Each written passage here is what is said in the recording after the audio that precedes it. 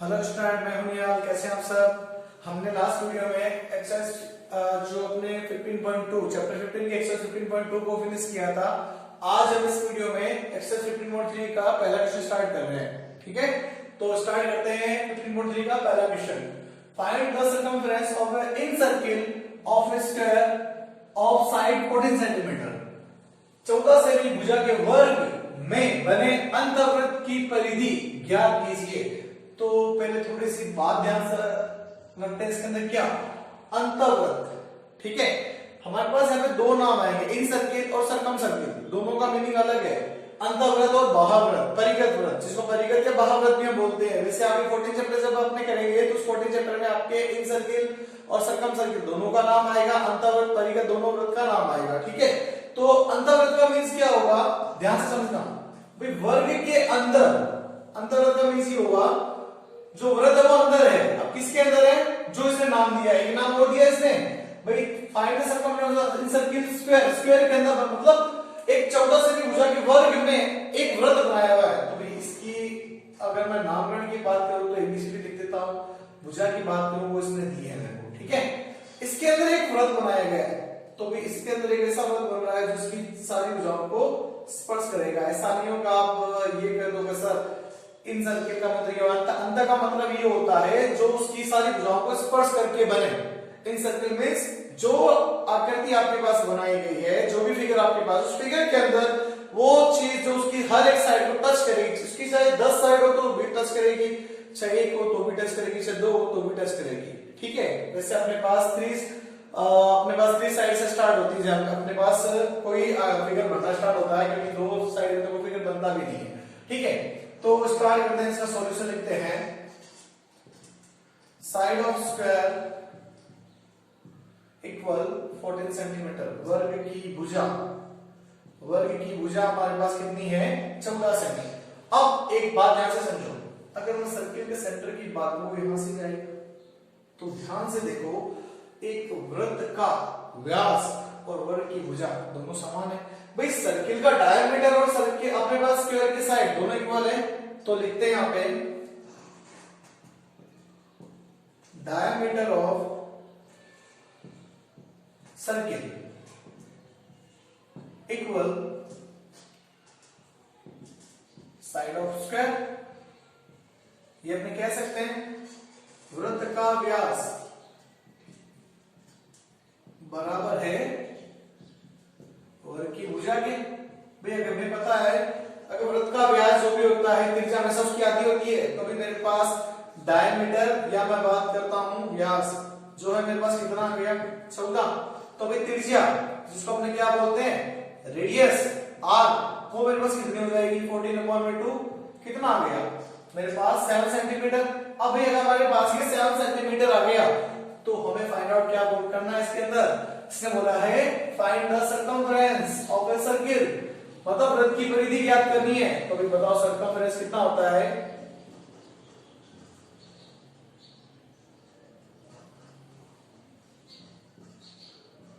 Circle वृत्त की परिधि वो मेरे पास कितनी बनती है, बन जाएगी हमारे पास 2 पाई आर। हमें पता ही है फॉर्मूला, तो 2 into पाई को 22/7 रेडियस कितनी आ गई, 7 7 7 कैंसिल आउट, 2 को मल्टीप्लाई करते हैं तो आया 44 centimetre. Clear, pause the video, note down.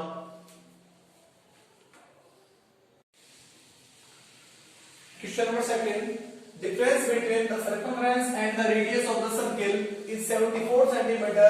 Find the area of the circle.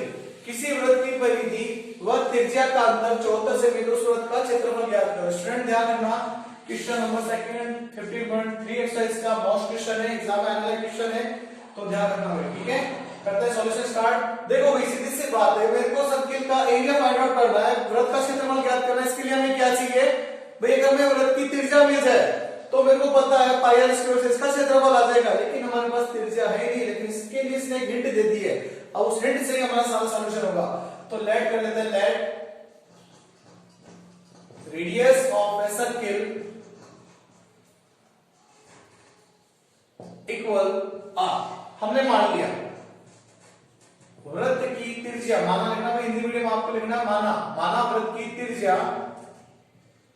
वो हमारे पास कितनी है, आर। अब देखो इसने क्या दिया है, समलंब वृत्त की परिधि को त्रिज्या का अंतर, तो लिखते हैं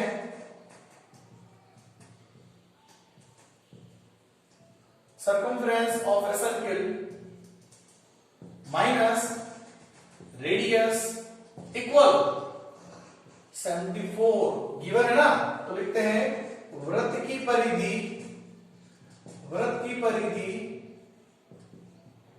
माइनस त्रिज्या बराबर कितना है भाई, दे रखा है ना, वही लाइन है भाई 74 सेमी, दोनों के लिए इक्वल लिख देते हैं 74। अब बात समझो, हमें पता वृत्त की परिधि क्या होती है 2 पाई आर, और रेडियस को हमने रेडियस माना है, तो भाई यहाँ पे भी रेडियस, यहाँ पे रेडियस, रेडियस तो दोनों के लिए सेम ही है, इक्वल में कितना चल रहा है 74। देखो दोनों में से मेरे पास r कॉमन आ सकता है, यहाँ पे बच गया 2 पाई माइनस 1 इक्वल आ रहा है मेरे पास कितना 74। अब ध्यान से देखो पाई की वैल्यू पुट अप कर देते हैं, 2 into पाई 22 अपॉन में 7 माइनस 1 इक्वल में कितना आया 74। तो इसको इससे मल्टीप्लाई करते हैं तो कितना आया 22 दूनी 44, 44 बटे में आया 7 माइनस 1 बराबर आ गया 74। अब देखो मेरे को यहाँ से क्या मिलने वाला है, यहाँ से मेरे को r मिल जाएगा, इन दोनों को पहले ले लेते हैं एलसीएम, तो एलसीएम लेने पे मेरे पास कितना आएगा 7 से 7 कैंसिल आउट आ गया, यहाँ पे 44, यहाँ पे 1 लेट कर लेना, 1 का डिवाइड 7 में करेंगे तो आएगा 7, तो माइनस कर दो 7 और इक्वल में चल रहा है 74। अब भाई 44 में से 7 घटाते हैं तो पता चल रहा है पहले 4 कम कर दो 40 बचते हैं, फिर 3 और कम कर दो 4 3 7 होते हैं, तो बच गया कितना 37, तो आया 37 बटा 7 बराबर कितना आ गया 74। इस r को यही रख लेते हैं 74 बटे में 37 बटा 7। अब भी क्या करें, बट्टे के नीचे बट्टा कम करते हैं ना, तो देखो कितना आएगा 37 तो रह गया बट्टे में इंटू 7 चला गया ऊपर, क्लियर। अब देखो 37 के पहाड़े की अगर मैं बात करूं, अगर मैं इसको 2 से गुणा करता हूं ना, तो देखो मेरे पास पूरा पूरा 74 आएगा, 7 2 14 का 4 हासिल 1 3 2 6 और 1 7 74 पूरा पूरा आएगा। इसका मतलब 37 से 74 जाएगा 2 बार में, r बराबर 2 into 7 मिल गया कितना 14 सेमी। क्यों, क्योंकि भाई मात्रा मेरे पास इसका क्या चल रहा था सेमी में, तो ये भी सेमी आ गया। अब इसने बोला एरिया फाइंड आउट करना है, तो लिख देता हूं मैं एरिया, ए से शो कर रहा हूं, क्षेत्रफल को लिख दिया, वो होता है मेरे पास पाई आर स्क्वायर, पाई का मान 22 बटा 7, त्रिज्या मेरे पास आई 14 इंटू में 14, ये कट गया 2 बार में, 22 में कितना हो गया 44 हो जाएगा, 44 इंटू में 14, 44 को अगर मैं 14 से गुणा करूं तो देखो कितना आता है 4 4 16 में से 1 4 16 1 17 4 एकम 4 फिर 4 एकम 4 6 बच गया, 7 4 11 1 में से लगी 1 4 5 और 1 6 कितना मिल गया भाई 616 सेंटीमीटर स्क्वायर। क्यों, त्रिज्या सेमी सेमी 2 बार यूज हुई ना, clear. Pause the video, note down. Student question number 3, in A given figure O is the center of a circle, angle AOB equal 90 degree and OA equal 3 cm, find the area of the centered region। दी गई आकृति में वृत्त का केंद्र O है, angle OAB बराबर 90 degree तथा OA बराबर 3 सेमी, तो छाया की दीवार का क्षेत्रफल ज्ञात कीजिए। तो देखो जब भी आपके पास एक दी गई दी गई आकृति हो तो हमेशा जब अपना डायग्राम दिया जाएगा आपको बनाने की जरूरत नहीं है, एग्जाम में आप चाहो तो इसका डायग्राम अलग से फिर शो करना चाहो तो कर भी सकते हो, अगर नहीं करोगे तो भी गलत नहीं होगा, ठीक है। तो स्टार्ट करते हैं, सेंटर्ड रीजन का चाहिए, तो देखो सेंटर्ड रीजन का एरिया कैसे फाइंड करेंगे, अगर मैं इस त्रिज्यीय खंड में से अगर इस समकोण त्रिभुज को माइनस कर दूं जिसका मेरे को आधार और ऊंचाई 3 3 से क्योंकि अगर ये 3 है तो ये भी कितना होगा 3 से मिल रहा है ना, तो देखो ध्यान से सॉल्यूशन करते हैं।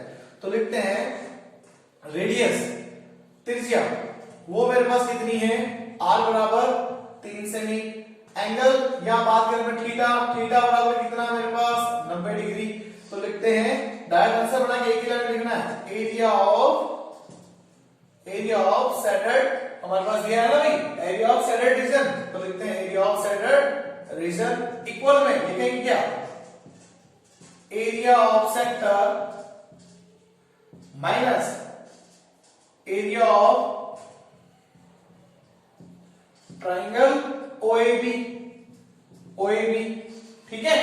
इसका क्षेत्रफल माइनस करें और यहां मैं शो कर देता हूं मेरे पास OA बराबर तो है 3 सेमी, तो भाई मेरे पास OB बराबर भी 3 सेमी होगा क्योंकि ये वृत्त की मेरे पास क्या है त्रिज्या ही तो है ना।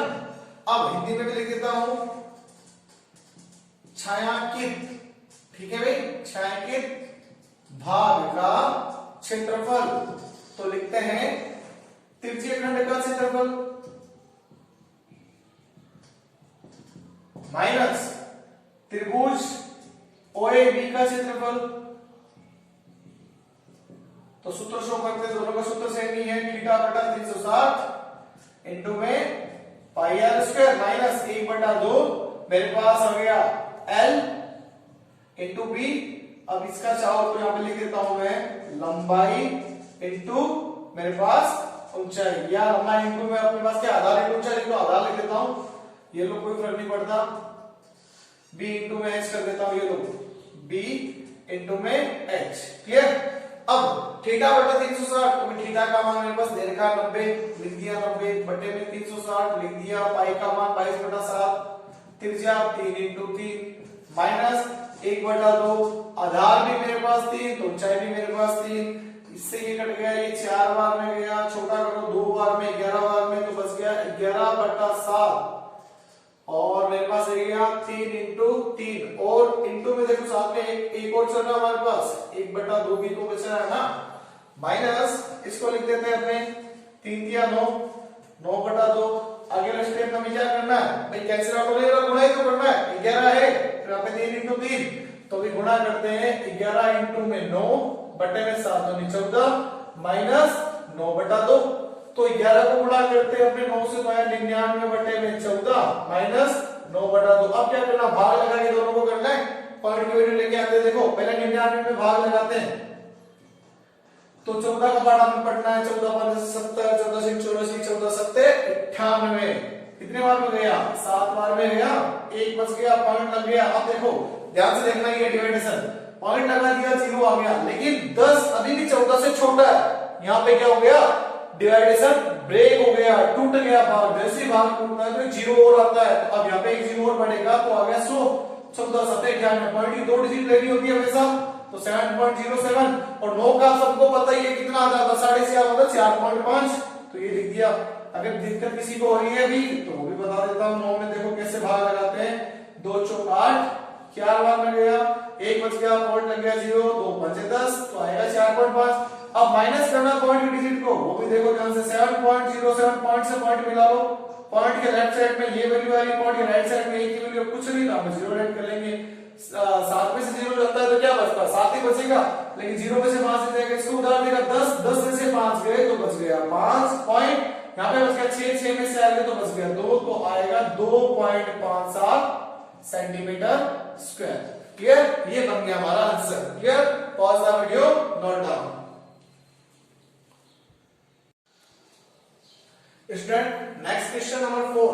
The circumference of the circle is equal to the perimeter of a square. Find the ratio of their areas. यदि एक वर्ग का परिमाप, वृत्त का परिमाप है, यहाँ पे वृत्त का परिमाप एक वर्ग के परिमाप के बराबर है, तो उसके क्षेत्रफल का अनुपात ज्ञात करना है।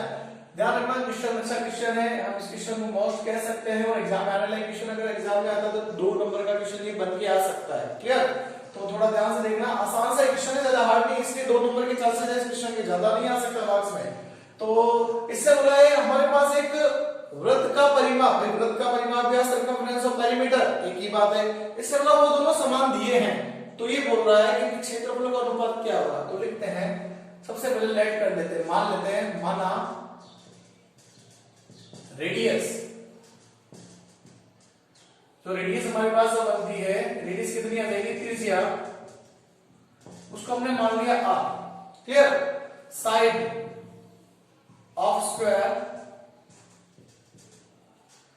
वर्ग की भुजा, वर्ग की भुजा जो हमारे पास होगी उसको भी हम क्या मान लेते हैं, x मान लिया। क्लियर, ये बोल रहा है सर्कमफेरेंस ऑफ सर्किल, तो लिखते हैं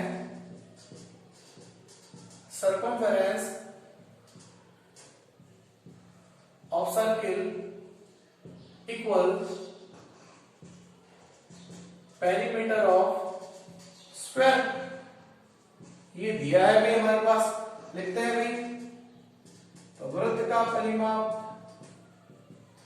बराबर वर्ग का परिमाप, भाई फॉर्मूला हमारे पास एक जैसा ही है, ये बनता है 2 पाई r और ये बनता हमारे पास, लिखना चाहो लिख सकते हो 4 इंटू साइड 4 इंटू भुजा, हिंदी मीडियम के लिए 4 इंटू भुजा और इंग्लिश मीडियम के लिए 4 इंटू साइड।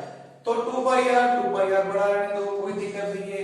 मेरे पास यहाँ पे क्या है 4 साइड, तो मतलब साइड अपनी क्या लेट की है, x लेट की है ना, ये x, मैं इस x को इधर ले आता हूं r और इसको यहाँ पर में आ गया, यहाँ पे बच गया 4, 2 पाई उसके डिवाइड में ले आता हूं, देखो कैंसिल आउट करो, 2 से जाएगा मेरे पास 2 पाई में, तो r अपॉन x में मेरे पास क्या आ गया, एक वैल्यू मिल गई जिसको मैं बोल सकते हैं 2 अपॉन पाई।